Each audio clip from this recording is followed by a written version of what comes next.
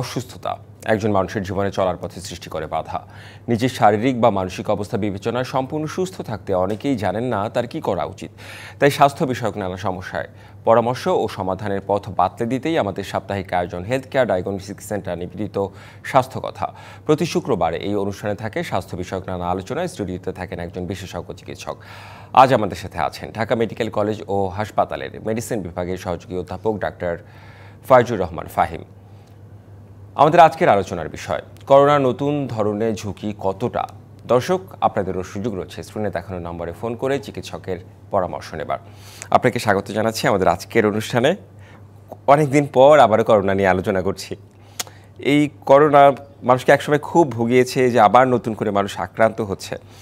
এই নতুন ধরন বলা হচ্ছে, নতুন ভ্যারিয়েন্ট, একটু জানতে চাই। আসসালামু আলাইকুম, ডিবিসি সকল দর্শককে স্বাগত জানাচ্ছি। আসলে করোনা আমাদের একটা খুব ভয়াবহ স্মৃতিকে আসলে মনে করিয়ে দেয়। 2020 সালে যখন করোনা এলো, তারপরে বছর দুয়েক সেই লকডাউন, সেই মৃত্যু আমাদেরকে আসলে সবাইকে একটা ভীতিকর পরিস্থিতিতে নিয়ে যায়। তো আমরা কিন্তু সেই পরিস্থিতি থেকে আস্তে আস্তে উত্তরণ হয়েছে, ভ্যাকসিনের ব্যবস্থা হয়েছে, করোনার প্রকোপ কমেছে। তবে যেটা হচ্ছে যে নতুন নতুন ভ্যারিয়েন্ট কিন্তু আসছে। আপনারা খেয়াল করে দেখবেন যে 1 থেকে 2 বছর আগে ওমিক্রন একটা ভ্যারিয়েন্ট নিয়ে খুব আলোচনা হচ্ছিল। পার্শ্ববর্তী দেশ ভারতে ওমিক্রনের একটা প্রাদুর্ভাব দেখা দিয়েছিল। আমরা খুব ভীত ছিলাম। তা আল্লাহর অশেষ রহমত যে আমাদের দেশে সেরকম কোনো বড় রকমের মানে আউটব্রেক হয়নি। তো এবারও যেটা হচ্ছে যে নতুন আরও 4টা ভ্যারিয়েন্ট, এটাও আশেপাশের দেশগুলোতেই দেখা যাচ্ছে, ভারতে পাওয়া গেছে। যেমন একটা হচ্ছে XFG একটা, XFC একটা ভ্যারিয়েন্ট, তারপরে JF1, LF7 এবং যেটা বলা হচ্ছে যে একটু অন্যরকম লক্ষণ নিয়ে আসতেছে, সেটা হচ্ছে NB181 বা নিম্বাস। এই 4-5টা ভ্যারিয়েন্ট নতুন করে আমরা করোনার নতুন ভ্যারিয়েন্ট আর কি আবার একটা প্রাদুর্ভাবের মতো দেখা দিয়েছে। তো যাই হোক, তো নতুন যেহেতু ভাইরাস ও সবসময় তার গতি প্রকৃতি চেঞ্জ করে, পরিবর্তন করে, এটা আপনারা জানেন। তো এই ভ্যারিয়েন্টগুলো এখনও আমাদের দেশে সেভাবে হয়তো ডিটেক্ট হয়নি, বা আমাদের দেশে যে অনেকে আক্রান্ত হচ্ছেন সেরকমও আমরা কোনো তথ্য এই মুহূর্তে আমাদের কাছে নেই। ICDDRB একটা রেগুলার ওদের একটা সার্ভে করে থাকে করোনা বা ইনফ্লুয়েঞ্জা নিয়ে, যে সার্ভেটা করে থাকে কোন ধরনের জীবনেও নিয়ে ইনফ্লুয়েঞ্জা হচ্ছে। এটা তো একটা ইনফ্লুয়েঞ্জা জনিত রোগ, কোভিড হলো। তো তারা যেটা পেয়েছে সেটা হচ্ছে যে XFG এবং XFC, এই দুটো ভ্যারিয়েন্টের কিছু করোনা ভ্যারিয়েন্টের কিছু রোগী তারা শনাক্ত করেছে। তবে সেটা এখনও আতঙ্কিত হওয়ার মতো না। আচ্ছা, আমি সেই বিষয়টি আসলে আসছিলাম যে আতঙ্কিত হবার মতো তো কিছু নেই নিশ্চয়ই, মানে আপনি যেটা বললেন এখন পর্যন্ত আমরা বলছি না। কিন্তু আসলে এর আগের বারও আপনি দেখেন, প্রথম যখন কোভিড আসলো তখনও কিন্তু আমরা এরকম ভেবেছিলাম যে হয়তো কিছু হবে না, যেহেতু এটা একটা নতুন ভ্যারিয়েন্ট। এখনও পুরোপুরি অনেক বেশি যে আক্রান্ত হচ্ছেন তা না, কিন্তু যেহেতু এটা ভাইরাস এবং হিউম্যান টু হিউম্যান ট্রান্সমিট হচ্ছে, মানুষ থেকে মানুষের ছড়ায়। কিসের মাধ্যমে ছড়ায়? হাঁচি, কাশি, সরাসরি কন্ট্যাক্ট, হাত মেলানো, যে আগের যে লক্ষণগুলো যা ছিল। আমাদের ঘনবসতিপূর্ণ দেশ, যে কোনো সময় কিন্তু দ্রুতই ছড়িয়ে যেতে পারে। তো আতঙ্কিত হওয়ার মতো না হলেও সতর্ক হওয়ার সময় কিন্তু চলে এসছে। সাধারণ মানুষকে দেখলে আসলে বোঝার উপায় নাই যে তারা করোনা সম্পর্কে, করোনাকে ভয় পায়। মানে সেই সময় করোনা যতটা আতঙ্ক সৃষ্টি করেছিল মানুষের মধ্যে, এখন কিন্তু সেরকম একদমই দেখি না। আমরা তাহলে আবার একটু মনে করায় দিতে চেষ্টা করি যে দর্শকদের, যে সেই সময়ে আমরা কি সব মেনটেন করেছিলাম, এখনও কি সেসব মেনটেন করা উচিত, কতটা কীভাবে করা উচিত? অবশ্যই অবশ্যই আগের মতোই করোনা জীবাণু কিন্তু সংক্রমিত হয় মানুষ থেকে মানুষেই, এবং হয় হচ্ছে আপনার শ্বাস প্রশ্বাস, হাঁচি, কাশি, সর্দির মাধ্যমে এবং সরাসরি কন্ট্যাক্ট। একজন মানুষ একটা হাঁচি দিলেন হাত দিয়ে, সে হাতটা উনি ধুলেন না, আরেকজনের সাথে হাত মেলালেন, হ্যান্ডশেক করলেন, যার সাথে হাত মেলালেন তার কাছে কিন্তু জীবাণুটা চলে গেল। তিনি হয়তো ভুলক্রমে আবার নাকে মুখে হাত দিচ্ছেন, জীবাণুটা তার শরীরে প্রবেশ করলো। সে একই, আগের করোনা যা ছিল তাই। তো সচেতনতা হিসাবে আমরা গতবারও বলেছি, এবারও বারবার বলছি যে খুব সহজ, কিন্তু আমরা সিম্পলি শুধু যদি মাস্ক পরিধান করি, অর্থাৎ ফেস মাস্ক, যেটা আমরা বারবারই বলা হচ্ছে যে আপনারা মাস্ক পরিধান করেন। মাস্ক পরিধান করলে কিছুটা সংক্রমণ প্রতিরোধ করা সম্ভব। ঘন ঘন যদি আমরা হাতটা একটু হ্যান্ড স্যানিটাইজার কিংবা সাবান দিয়ে ধুয়ে ফেলি, তাহলে এটা প্রতিরোধ করা সম্ভব। সোশ্যাল ডিস্টেন্সিংয়ের ব্যাপার যেটা ছিল 6 মিটার, আগের বার আমরা খুব স্ট্রিক্টলি মেনটেন করার চেষ্টা করতাম, এখন হয়তো সেটা না পারা গেলেও অন্তত যেই জায়গাগুলো খুব ঘনবসতিপূর্ণ, যেমন ধরেন পাবলিক ট্রান্সপোর্ট, বাস, তারপর হচ্ছে মেট্রো রেল, বাজার, এই জায়গাগুলোতে যদি অন্তত মাস্কটুকুও মানুষ নিয়মিত পরিধান করে এবং এই জায়গা থেকে ফেরার পরে যদি তার হাতটি খুব ভালো করে সাবান দিয়ে ধুয়ে ফেলে বা হ্যান্ড স্যানিটাইজার ব্যবহার করে ধুয়ে ফেলে, পরিষ্কার করে ফেলে, তাহলেও কিন্তু সংক্রমণ অনেকাংশেই আমার মনে হয় যে ট্রান্সমিশনটাকে আমরা আটকাতে পারবো।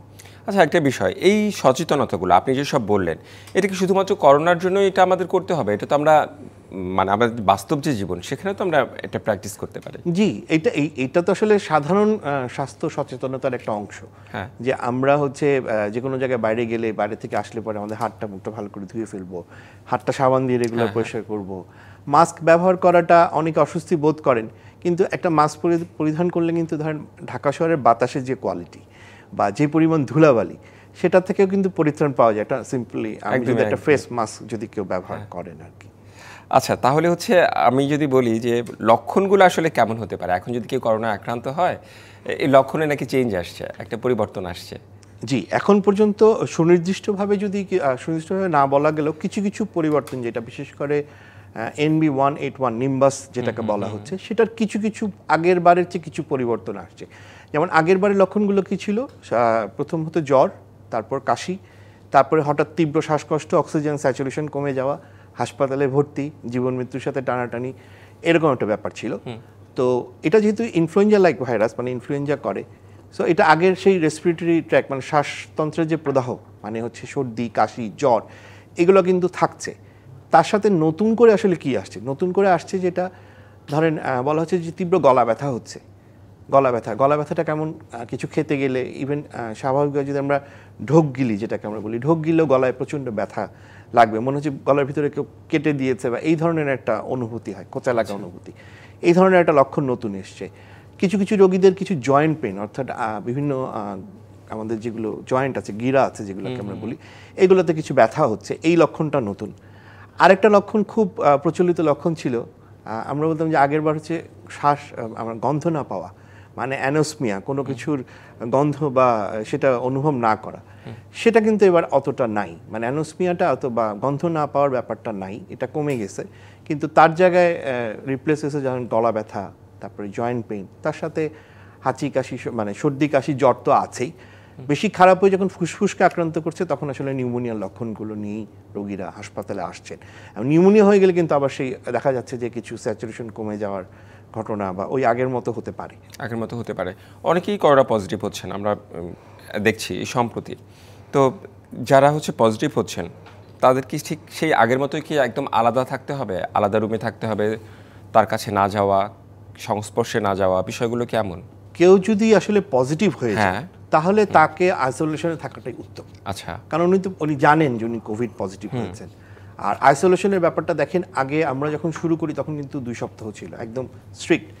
পরে আমরা যখন আস্তে আস্তে করোনার সাথে আরো একটু পরিচিত হলাম, পরে আমরা যখন হাসপাতালেও ডিউটি করতাম, আমরা হচ্ছে 7 থেকে 10 দিন, আমরা 10 দিনের একটা কোয়ারেন্টাইন পালন করতাম। তো যেহেতু কোভিড আক্রান্ত হয়ে গেছেন, ভাইরাল ফিভার বা ভাইরাসগুলো সাধারণত 7 দিনের বেশি যায় না। তো কেউ যদি জানেন উনি কোভিড পজিটিভ, তাহলে উনি 7 দিনের জন্য অন্তত একটু যদি আইসোলেশনে থাকেন বা আলাদা করে থাকেন, তাহলে উনি ওনার পরিবার এবং আশেপাশে যারা আছেন তাদেরকে সংক্রমণের হাত থেকে তো বাঁচাতে পারছেন। হ্যাঁ, এবং পরিবার মানুষেরও উচিত সেই সচেতনতাটা মানে ধরে রাখা নিশ্চয়ই। আচ্ছা, কোনো সুনির্দিষ্ট কি আগেও তো কোনো সুনির্দিষ্ট ওষুধ ছিল না, শুধুমাত্র আলাদা থাকা, কিছু খাওয়া দাওয়া, এখনো কি সেসবই বলবেন? যারা আগের মতে সিমটোমেটিক ট্রিটমেন্ট, জ্বরের জন্য প্যারাসিটামল, সর্দি কাশির জন্য অ্যান্টিহিস্টামিন জাতীয় ওষুধ, তারপরে হচ্ছে অ্যাকচুয়ালি এটার তো কোনো সঠিক কোনো ওষুধ নাই। কিছু ওষুধ ছিল ওই সময়, কিছু কিছু ওষুধ ব্যবহার আমরা করতাম, মলনুপিরাভির বা কিছু অ্যান্টিভাইরাল ছিল, সেগুলো সম্ভবত এখন পাওয়াও যায় না, 2 বছর হয়ে গেছে, এগুলো আর উৎপাদনও হচ্ছে না। আর আরেকটা জিনিস হচ্ছে যে আমরা কিন্তু একটা দেশে একটা মাস ভ্যাকসিনেশন হয়েছিল, সবাই একাধিক 3-4 পর্যন্ত ভ্যাকসিনেশন নেওয়া আছে। আর কোভিড তো আসলে পুরোপুরি দেশ থেকে চলে যায়নি, কিছু কিছু কোভিড তো রয়েই গেছে, একেবারে নির্মূল তো হয়নি। হয়তো এগুলোতে ক্রস ইমিউনিটি হয়তো কিছুটা আসবে, কিছুটা প্রোটেকশন মানুষকে দিবে। সুনির্দিষ্ট ওষুধ নাই, তবে একটা হচ্ছে যদি কারো এরকম লক্ষণের পরে শ্বাসকষ্ট শুরু হয় বা স্যাচুরেশন কমে যেতে, যেটাকে আমরা অক্সিজেন স্যাচুরেশন বলি, এটা 90-এর নিচে নেমে যেতে থাকে, তীব্র শ্বাসকষ্ট, নিউমোনিয়ার লক্ষণ, কাশি, জ্বরের পরিমাণটা অনেক বেশি, শ্বাসকষ্ট, এগুলো হলে আসলে হাসপাতালে ভর্তি হয়ে যাওয়াটাই উত্তম। আচ্ছা, আপনি ভ্যাকসিনের কথা বললেন, সেই প্রসঙ্গে কথা বলতে চাই। সেই সাথে সংশ্লিষ্ট আরও টুকিটাকি যেসব বিষয় মানুষের সচেতনতার জন্য সেসব বিষয় নিয়ে আলোচনা করবো। সেই সাথে ডেঙ্গু নিয়ে একটু আলোচনা করতে চাই। ডেঙ্গুর উপর কপ বেড়েছে, একটা বিরতিতে আমাদের যেতে হবে। বিরতির পর ফিরে এসে সব নিয়ে আলোচনা করতে চাই। বিরতি নিচ্ছি ডিবিসি নিউজের সাপ্তাহিক আয়োজন হেলথ কেয়ার ডায়াগনস্টিক সেন্টার নিবেদিত স্বাস্থ্য কথায়। সঙ্গেই থাকুন। আবারও স্বাগত ডিবিসি নিউজের সাপ্তাহিক আয়োজন হেলথ কেয়ার ডায়াগনস্টিক সেন্টার নিবেদিত স্বাস্থ্য কথায়। আমাদের সাথে আজ আছেন ঢাকা মেডিকেল কলেজ ও হাসপাতালের মেডিসিন বিভাগের সহযোগী অধ্যাপক ডাক্তার ফাইজুর রহমান ফাহিম। আমাদের আজকের আলোচনার বিষয় করোনার নতুন ধরনের ঝুঁকি কতটা। আমরা করোনা নিয়েই আলোচনা করছিলাম, আসলে দীর্ঘ সময় পর আলোচনা করছি তো একটু কেমন যেন লাগছে। একটু ভ্যাকসিনেশনের বিষয়ে আসতে চাই। এখন যদি কাউকে বলা হয় যে করোনার জন্য আসলে ভ্যাকসিন নিতে, আমার মনে হয় না কেউ বলবে যে হ্যাঁ, সচেতনভাবে বলবে যে হ্যাঁ নিতে চাই। মানে কেন, কিংবা নেওয়া উচিত কিনা? এখন আমাদের যেটা হচ্ছে ভ্যাকসিন, কিন্তু তখন আমরা যেটা দেয়া হয়েছিল বা সেগুলো কিন্তু তৎকালীন ভ্যারিয়েন্টের সাথে এগেনস্টে ছিল। নতুন নতুন ভ্যারিয়েন্টের এগেনস্টে সেই ভ্যাকসিন আসলে কাজ করবে কিনা বা নতুন ভ্যাকসিন ডেভেলপ করা হয়েছে কিনা সেটা তো এখনো নিশ্চিত না। নতুন ভ্যারিয়েন্টের এগেনস্টে নতুন করে ভ্যাকসিন তৈরির একটা ইস্যু আছে বললেই। আর যদি ধরেন সেই রকম ঘটনা ঘটেই যায় যে হঠাৎ করে একটা আউটব্রেক হলো, অনেক মানুষ আক্রান্ত হচ্ছে, তখন হয়তো আবার সরকারকে এবং WHO মানে বিশ্ব স্বাস্থ্য সংস্থাকে ভাবতে হবে যে আমরা আবার ভ্যাকসিন কার্যক্রমটা চালু করি। তখন হয়তো মানুষ নিবে, মানে মানুষ তো তখন কিন্তু আমরা যথেষ্ট সাড়া পেয়েছিলাম ভ্যাকসিন, সবাই একটা সে সময় হ্যাঁ একটা বা প্রথম 2 ডোজ হলেও কিন্তু সবাই ভ্যাকসিন নিয়েছে। হয়তো দ্বিতীয়, তৃতীয়, চতুর্থটা পর্যন্ত অনেকে নেয়নি। আমরা যারা স্বাস্থ্যকর্মী ছিলাম আমরা সবাই মোটামুটি 4টা করে ভ্যাকসিন সবাই নিয়েছিলাম, যেহেতু আমরা সরাসরি করোনা রোগীকে ডিল করতাম। তো সাধারণ মানুষ এতগুলো না নিলেও অন্তত 2টো কিন্তু সবাই নিয়েছিলেন। আচ্ছা, তো প্রয়োজন হলে আবার নিতে হবে আর কি। আচ্ছা, শুরুতে আপনি বলছিলেন ভ্যারিয়েন্ট নিয়ে আমি জানতে চাচ্ছিলাম, তখন আপনি বলছিলেন তো বাংলাদেশে কি যারা করোনা আক্রান্ত হচ্ছে, পজিটিভ হচ্ছে, বাংলাদেশে কি কোনো রকম এখন পর্যন্ত আসলে এটা কোন ধরনের ভ্যারিয়েন্ট এটা বের করার কি কোনো ওয়ে এখনো আসছে?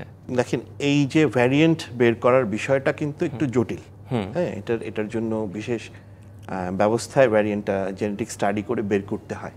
তো এই সুবিধাটা আসলে সার্বজনীন না, সব ইনস্টিটিউটেও নাই। ভাইরোলজি ডিপার্টমেন্টে এটা করে। তো এই ক্ষেত্রে ধরেন ICDDRB, যারা আমাদের আন্তর্জাতিক উদারময় গবেষণা কেন্দ্র, যেটা ICDDRB, এবং আরেকটি সংস্থা প্রতিষ্ঠান আছে আমাদের সরকারিভাবে, সেটা হচ্ছে IEDCR, যারা এই ধরনের ডিজিজগুলো নিয়ে সাধারণত নোটিফিকেশন করে বা করে, ওনারাই আসলে দায়িত্বটা নেন এবং ওনাদের ভাইরোলজিস্ট আছেন, ওনাদের সেই ডায়াগনোসিস করার কিছু ব্যবস্থা আছে, ওনারা হয়তো করবেন। এখনও ওইভাবে প্রাদুর্ভাব যেহেতু দেখা যায়নি, ওই যে আমি বললাম একটা ICDDRBর একটা সার্ভিলেন্স চলে যে কোন ধরনের ভাইরাস বা কোন ধরনের ব্যাকটেরিয়াতে নিউমোনিয়া হচ্ছে, তার সার্ভিলেন্সে কিন্তু এসছে যে বাংলাদেশে কিছু XFG এবং XFC এই দুটো ভ্যারিয়েন্ট কিছু কিছু পাওয়া যাচ্ছে, কিন্তু এখনও সেটা উদ্বেগজনক না। ওনারা কিন্তু করছেন। তো যদি নতুন কোনো ভ্যারিয়েন্ট চলে আসে, যারা পজিটিভ হচ্ছেন, হয়তো সেটা চলে আসবে। আচ্ছা, একদম সাধারণ মানুষের ভাবনা থেকে যেসব প্রশ্ন আমি আসলে সেসবই আপনাকে করছি। ধরেন অনেকেই মনে করছে যে এখনও কি মানুষ মারা যাচ্ছে কিংবা কেউ মারা গেছে কিনা বাংলাদেশে, এমন প্রশ্ন তো অনেকেরই। যারা আক্রান্ত হচ্ছে তাদের কি অবস্থা? কোভিডে মারা গেছেন এইরকম তথ্য আসলে আমি এই মুহূর্তে দিতে পারছি না। সম্প্রতি আর কি, সম্প্রতি এরকম তথ্য আমি আপনাকে দিতে পারছি না, মানে আমার আসলে জানা নাই। আচ্ছা, যেহেতু এটি একটু খুবই সেন্সিটিভ বিষয়, এই বিষয়ে আমি মানে কোনো তথ্য না জেনে এটা না বলাটাই উত্তম হবে। মানে এখন পর্যন্ত ওভাবে আমি এখন পর্যন্ত জানি না, বা আমরা ডিজি অফিস বা স্বাস্থ্য মন্ত্রণালয় থেকে এখন পর্যন্ত সরকারিভাবে কোনো নোটিফিকেশন হয়নি যে কোভিডে কেউ মারা গেছেন। আচ্ছা, তাহলে হচ্ছে এই যে মানুষরা কি এখন কি করবে? অনেকেই তো আক্রান্ত হচ্ছে, মানে এই সচেতনতাই শুধু বিকল্প এবং নিয়ম মানাটাই কি বিকল্প, নাকি আতঙ্কিত হবে না মানুষ? মানে আপনি অ্যাজ এ ডক্টর হিসেবে কি পরামর্শ দেবেন? আমি বলছি যেটা যে আতঙ্কিত হবেন না, সেটা যেরকম সচেতন হন, আতঙ্কিত না হয়ে সচেতন হন। আমার বক্তব্যটা হচ্ছে এরকম যে আপনি সচেতন হন। আমরা যেই মেজারগুলো বা যে ব্যবস্থাগুলো আমরা আগে নিয়েছি সেগুলো একটু প্র্যাকটিস করি, একটু মাস্ক পরা, একটু হাত ধোয়ার বা হ্যান্ড স্যানিটাইজার ইউজ করা, একটু সোশ্যাল ডিস্টেন্স যতটুকু সম্ভব মেনটেন করা, আগের মতো স্ট্রিক্টলি না হলে যতটুকু সম্ভব সেটুকু আমরা করি, সচেতন হই। যদি প্রাদুর্ভাব দেখাই যায় তখন তো সেইভাবে আসলে সরকারিভাবেই নির্দেশনা চলে আসবে নিশ্চয়ই। যে আমাদের আসলে কি করতে হবে। অলরেডি ডিজি অফিস বা স্বাস্থ্য মন্ত্রণালয় অধিদপ্তর থেকে একটা নির্দেশনা দেয়া হয়েছে। আমি মেট্রো রেলে যাতায়াত করে আমি দেখলাম মেট্রো রেল কর্তৃপক্ষ একটা নির্দেশনা দিয়েছেন যে আপনার মেট্রো রেলে মাস্ক পরেন, লঞ্চ বাস ট্রাকে মানে যেখানে পাবলিক ট্রান্সপোর্টে মাস্ক ব্যবহার করার জন্য, বাজারে ঘাটে গেলে মাস্ক ব্যবহার করা। আমাদের হাসপাতালে বলা হয়েছে যে আমরা রেগুলার মাস্ক পরে যেন আমরা রোগী দেখি। এই সাবধানতাগুলো অন্তত যেন সবাই একটু গ্রহণ করেন, আতঙ্কিত হওয়ার চেয়ে এইটা বেশি জরুরি। শুরুতেই বলছিলাম এমনি তো স্বাস্থ্য সচেতনতার জন্য তো এটা ভালো, তাই না? হ্যাঁ, জি। আমরা একটু ডেঙ্গু নিয়ে কথা বলতে চাই, মানে তারপরে আবারও করোনা প্রসঙ্গ আসলে নিশ্চয়ই কথা বলবো। ডেঙ্গুর এখন মানে অবস্থা কেমন দেখছেন আপনারা চিকিৎসকরা? ডেঙ্গু কিন্তু আসলে আমরা ডেঙ্গুর ভরা মৌসুম যেটাকে বলি আর কি, যে একদম বর্ষাতেই হয়। জি, এপ্রিল থেকে অক্টোবর পর্যন্ত সবচেয়ে বেশি থাকে। তো সেই সময়ের মাঝে আসলে আমরা চলছি। বৃষ্টি হচ্ছে, যেই পানি জমে থাকা পানিতে মশার যে উৎপাদন হয় সেটারও অনেক ক্ষেত্র তৈরি হয়েছে। তো এই মুহূর্তে আমি গতকাল পর্যন্ত যেটা জানি যে একটু দক্ষিণবঙ্গে ডেঙ্গু রোগীর সংখ্যাটা বেশি, বিশেষ করে বরিশাল, বরগুনা ওদিকে একটু সংখ্যা বেড়েছে এবং কয়েকজন 2-3 জন সম্ভবত মারাও গেছেন। ঢাকায় ডেঙ্গু রোগী আমরা পাচ্ছি, আমরা আমাদের ব্যক্তিগত চেম্বার, হাসপাতাল দু জায়গাতেই ডেঙ্গু রোগী পাচ্ছি। তো এখন যেহেতু ঈদের সময় অনেক মানুষ মানে গ্রামে ঈদ করতে গেছেন, ওনারা তো ফিরবেন, এরপরে একটা সম্ভাবনা থাকবে যে হঠাৎ করে ডেঙ্গু রোগী বেড়ে যাওয়ার। কিন্তু একেবারে নাই, আছে অল্প অল্প ডেঙ্গু রোগী, প্রতিদিনই কিছু না কিছু ডেঙ্গু রোগী হাসপাতালে যেমন ভর্তি হচ্ছেন আমরা পাচ্ছি, চিকিৎসা দিচ্ছি, এটা চলছে। কিন্তু আমার কাছে করোনার চেয়ে ডেঙ্গুকেই কি এখন ভয়াবহ মনে হচ্ছে? মানে করোনা তো কোভিডের চেয়ে আমাদের জন্য এখন ডেঙ্গুটা বেশি ভয়াবহ আর কি। আমরা মনে করছি যে ডেঙ্গুটাকে, যদিও ডেঙ্গুর আমরা চিকিৎসা আমরা জানি কীভাবে চিকিৎসা করতে হবে, তারপরেও ডেঙ্গুটাকে আমার বেশি ভয় মনে হয়। আচ্ছা, আমার কি একটু ডেঙ্গুর সচেতনতাগুলো যদি বলতেন, যে এই যে মানুষ মানে ঈদ করে ঢাকায় ব্যাক করছে, অনেক সময় বৃষ্টি হচ্ছে, পানি জমে যাচ্ছে, সেই ক্ষেত্রে একটু মানুষ সচেতন কিভাবে হতে পারে? প্রথম কথা বলি, যারা ঢাকার বাইরে গিয়েছেন ঈদ করতে, বাসায় ফিরে আপনার বাসার টবের জমে থাকা পানি, এসির জমে থাকা পানি বা যেসব জায়গায় পানিগুলো জমে আছে ওগুলো ফেলে দিবেন। দ্বিতীয় কথা হচ্ছে, অবশ্যই এই পুরো সিজনটা কষ্ট করে একটু মশারি ব্যবহার করবেন রাতে ঘুমানোর সময়। আচ্ছা, ছোট ছোট বাচ্চা যারা আছে, যারা হয়তো মশাকে তাড়াতে পারে, তাদেরকে একটু গরম যদিও, তারপর একটু ফুল স্লিপ, মানে ফুল স্লিপ কাপড় চোপড়, পায়জামা বা যেটা পরানো, একটু হাতটা ঢেকে রাখার, এরকম একটা ব্যবস্থা করবেন। তৃতীয় কথা হচ্ছে, যে জ্বর হয় 3 দিন ধরে, জ্বর, তীব্র গা ব্যথা, চোখ ব্যথা, কোমর ব্যথা, তার সাথে গায়ে যে র্যাশ, লাল লাল র্যাশ হয়ে যাওয়া, এরকম কোনো লক্ষণ যদি দেখা যায়, অবশ্যই আপনি চিকিৎসকের পরামর্শ নেবেন, কারণ এটা আপনার ডেঙ্গু হতে পারে, অবহেলা করার কোনো দরকার নাই। জ্বর হলে প্যারাসিটামল এবং প্রচুর পরিমাণে তরল খাওয়া ছাড়া অন্য কোনো অ্যান্টিবায়োটিক বা ব্যথানাশক ওষুধ, এই দুটো একটু না খাওয়াই ভালো। মানে ব্যথানাশক ওষুধ এবং অ্যান্টিবায়োটিকটা শুরু না করা, 3 দিন হয়ে গেলে আপনি আপনার চিকিৎসকের পরামর্শ নিন। উনি যদি দেখেন, উনি অবশ্যই যার কাছে যাবেন তারা এখন ডেঙ্গু টেস্ট করবে। যদি দেখেন আপনি ডেঙ্গু পজিটিভ হয়েছেন, তাহলে কিন্তু ডেঙ্গুর চিকিৎসা শুরু হয়ে যাবে। যদি দেখা যায় না এটা ডেঙ্গু না, অন্য কিছু, তাহলে সেই মোতাবেক চিকিৎসা আগাবে। নিজে নিজে কিছু না করা, বিশ্রামে থাকা। আর জ্বর হলে যেটা হচ্ছে, ডেঙ্গুতে তো সবচেয়ে বড় সমস্যা হয় যেটা যে আমরা বলি যে প্লাজমা লিকেজ, ক্যাপিলারি লিকেজ, মানে শরীরের ফ্লুইড, ভিতরের ইন্টারনাল ফ্লুইডটা কমে যায়। প্রচুর পরিমাণে পানি খাওয়া, অন্ততপক্ষে 2 থেকে 2.5 লিটার তরল খাবারের মাঝে একটা উপদেশ যেটা আসছে, মানে আমরা নতুন আমাদের যে গাইডলাইন আসবে, ডেঙ্গু গাইডলাইন, সেখানেও চলে আসবে, সেটা হচ্ছে যে তরল আমরা খাবো। ধরেন কেউ 2.5 লিটার পানি খাবেন জ্বরের সময়, পুরোটাই উনি শুধু পানি খাবেন কিনা না, বলা হচ্ছে উনি পানি খাবেন 1 লিটারের মতো, বাকি 1.5 লিটার উনি খাবার, স্যালাইন, ফলের রস, জুস, এই জাতীয় কিছু খাবেন। আর জি, আপনাকে অনেক ধন্যবাদ আমাদের আজকের অনুষ্ঠানে যুক্ত হওয়ার জন্য এবং পরামর্শ দেওয়ার জন্য। আপনাদেরকে ধন্যবাদ। হেলথ কেয়ার ডায়াগনস্টিক সেন্টার নিবেদিত স্বাস্থ্য কথা, এই ছিল আমাদের আজকের আয়োজন। সঙ্গেই থাকুন।